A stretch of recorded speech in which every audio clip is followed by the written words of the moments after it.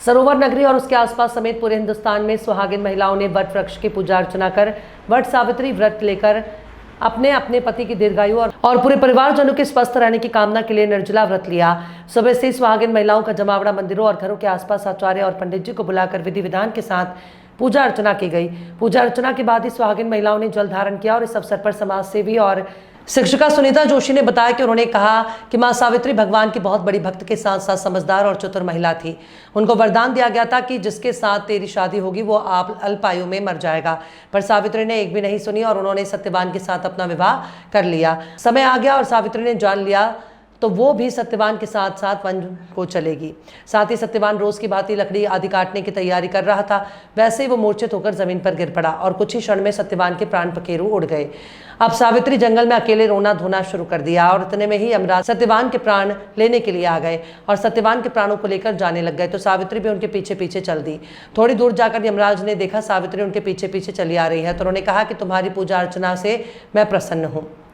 एक लोक पर्व है जिसे महिलाएं बहुत ही श्रद्धा भक्ति के साथ इस व्रत को करती हैं और मां सावित्री हम सभी को माताओं को बहनों को अखंड सौभाग्यवती होने का आशीर्वाद दीजिए।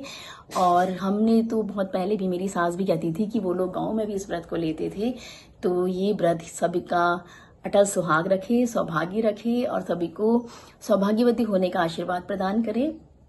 और कहते हैं ना कि भक्ति माँ से इतनी जिद कर लीजिए कि माँ या प्रभु श्री राम या आपके आराध्य या आपके इष्ट देव जो भी हैं सब आपकी मनोकामनाएं पूरी करें। तो माँ सावित्री के लिए भी ये वरदान था, उनकी कुंडली में ये दोष था कि उन्हें जिससे भी वो वर करेंगी, जिससे भी वो विवाह करेंगी, उनकी अल्पायु है और 1 ही साल के बाद उनकी मृत्यु हो जाएगी।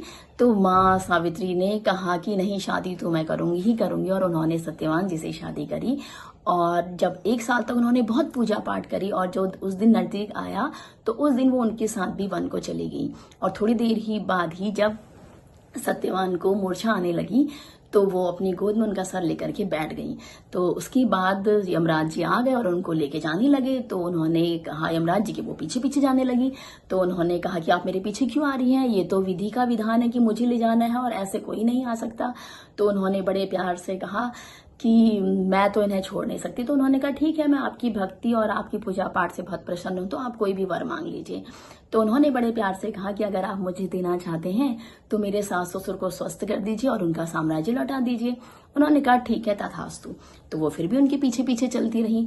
तो फिर यमराज जी को फिर उन्होंने देखा पीछे मुड़ के कि ये फिर चली आ रही है। तो उन्होंने फिर पूछा कि आप क्यों चली आ रही हैं पीछे पीछे। तो उन्होंने फिर से कहा कि आप मुझे पुत्रवती होने का आशीर्वाद दीजिए। तो उन्होंने कहा तथास्तु। और जैसे ही यमराज जी ने तथास्तु कहा तो मां सावित्री उनके पीछे पीछे फिर चल दी। तो यमराज जी फिर पीछे मुड़े। उन्होंने कहा अरे अब आप क्यों मेरे पीछे आ रही हैं। तो उन्होंने बड़े मुस्कुराते हुए शांत शब्दों से हाथ जोड़ते हुए कहा कि महाराज, आपने तो मुझे पुत्रवती होने का सौभाग्य दिया है, तो मैं पुत्रवती कैसे होंगी, मेरे प्राणनाथ को तो आप साथ लेके जा रहे हैं।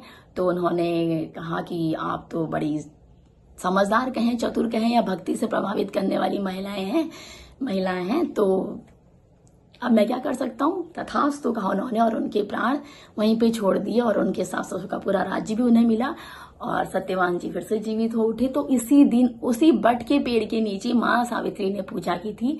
तो उसी बट के वृक्ष की आज हम सभी लोग पूजा करते हैं और हम लोग भी अभी जाने वाले हैं पेड़ के नीचे पूजा करने वाले हैं। उसके बाद हम सब लोग एक घर में बैठ के साथ में पूजा करते हैं। तो आप सभी को, मेरी माताओं बहनों से मेरा अनुरोध है